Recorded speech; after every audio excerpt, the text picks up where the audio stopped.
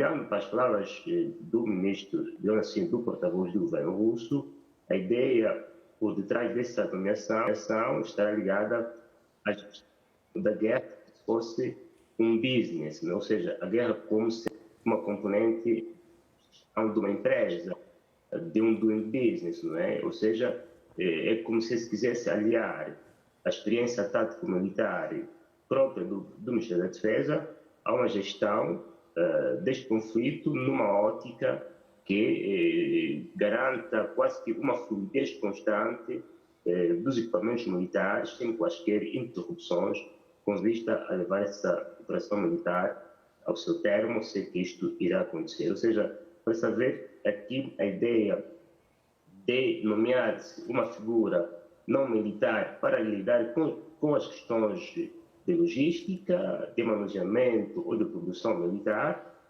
mas esta figura será naturalmente coadjuvada por militares, né? Porque ele é ministro da Defesa, sim, mas os vice-ministros serão seguramente militares.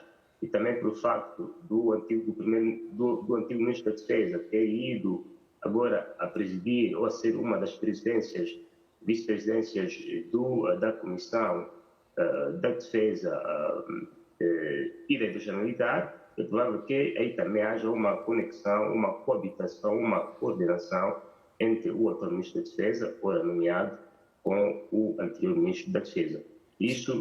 Essa exoneração do ministro da Defesa não pode ser lida como se fosse uma punição, porque se fosse o caso, teria sido exonerado, imaginemos, quando da manifestação do grupo Wagner no ano passado, é uma exoneração típica da rotação dos quadros para dar lugar, não é, a novos quadros com vista a levar a cabo a missão do Ministério da Defesa russo, numa altura em que o país, no caso concreto, a Federação Russa ainda se encontra em conflito com a Ucrânia. Certo. Isao, esta substituição acontece depois de um alegado ataque ucraniano à cidade de Belgorod, algo que, como já avançamos aqui também, terá feito cerca de 13 mortos. E numa altura em que a Rússia também sedimenta, digamos, as suas posições na cidade ucraniana de Kharkiv. Que relação é que podemos aqui também fazer? Bem, em relação aos ataques à região fronteiriça de Belgorod, não são novos, eles são quase que permanentes.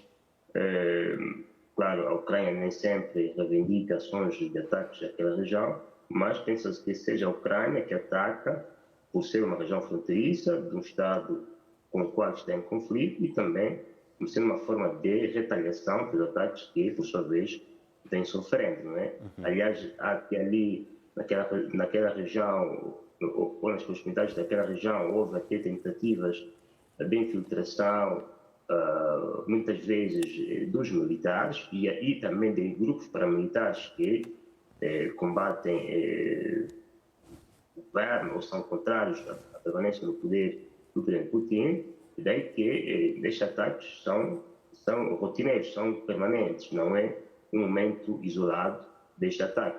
Muito provavelmente haverá no futuro, ou daqui a mais dias, menos dias, outros ataques naquela região. Tanto assim que habitantes que se encontram quase que na linha de fogo já foram evacuadas muito mais tempo antes, muito antes do que aconteceu recentemente. Em relação aos ataques da Federação Russa na região de Kharkiv, dentro do território ucraniano, são ataques que eventualmente tentam recuperar o terreno perdido desde verão passado. Como se sabe, essa região esteve sob ocupação, embora por algum tempo limitado, da Federação Russa, mas depois, no verão passado, as forças militares da Ucrânia recuperaram este território. Foi uma das grandes conquistas que Kiev obteve na sua contraofensiva no ano passado, e, tendo em conta a importância que essa região representa por ser a segunda maior região da Ucrânia, a Rússia tenta reocupá-la novamente, eventualmente para desferir um golpe quase que psicológico das forças militares da Ucrânia. E também tentando aqui aproveitar um hiato que existe entre a aprovação das novas armas pelo Congresso dos Estados Unidos e a sua entrega há um hiato que está a ser observado, eventualmente também porque os militares ucranianos que manejarão os chamados F-16 estão a ser formados, e a Rússia eventualmente estará a tentar maximizar este hiato para fazer avanços táticos ou militares em Kharkiv, eventualmente também para aumentar o chamado cordão securitário entre a Ucrânia e a região russa e, quiçá, também entre a Bielorrússia. E também, obtendo mais territórios dentro da Ucrânia, na mesa de negociação, isso será um poder de barganha para a região russa.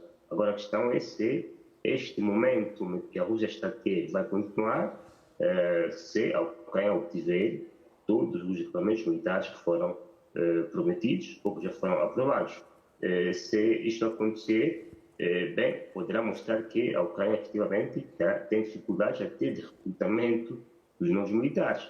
Mas se a Ucrânia conseguir, vamos lá imaginar, fazer retroceder o eventual avanço conquistado pela Rússia nesta altura, também vai levar quase que ao estado inicial da ocupação desta região, como se houvesse um jogo de ping-pong, ora ocupo eu, ora ocupas tu aquela região de Kharkiv. Mas a Kharkiv, se cair, vai ser um momento quase de ocupação total da região de Donbass e toda aquela região do leste, colocando-a sobre a região russa. Como sabe, outras regiões já foram anexadas no ano passado, e também pode marcar um momento quase de preocupação maior da parte da Ucrânia, porque se a Rússia ocupa Kharkiv, qual será a próxima região que a Rússia poderá ocupar? Será Odessa? Será Kiev?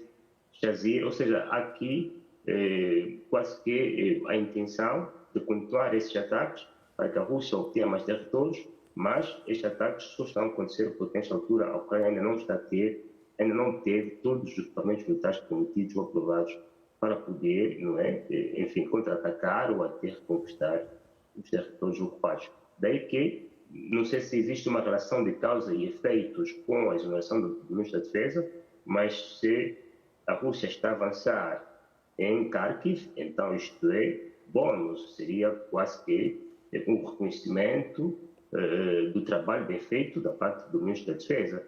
E isto pode, digamos assim, tirar qualquer ilação da exoneração do Ministro da Defesa anterior com um eventual fracasso dessa operação, porque, enfim, em todo modo, a Rússia já está dentro da região leste ucraniana, isso fez durante os 2 anos, ou seja, durante a vigência no Ministro da Defesa, do antigo Ministro da Defesa, que agora foi exonerado. Daí que não parece haver uma relação de causa e efeito.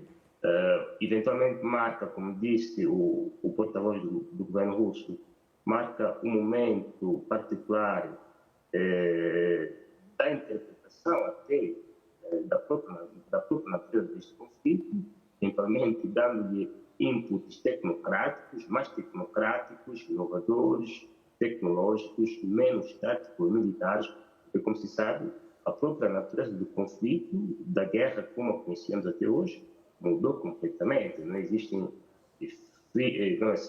rios de estudos feitos sobre isso, que mostram que o conflito, a guerra como a conhecemos hoje, mudou completamente. Né? Daí que, se a guerra mudou, então deve ser dirigida não só por ministros da Defesa, não só por políticos militares, mas também deve ser incorporada aí inteligências técnicas, tecnocráticas, científicas, que façam com que a própria guerra se adapte ao contexto em que se vive.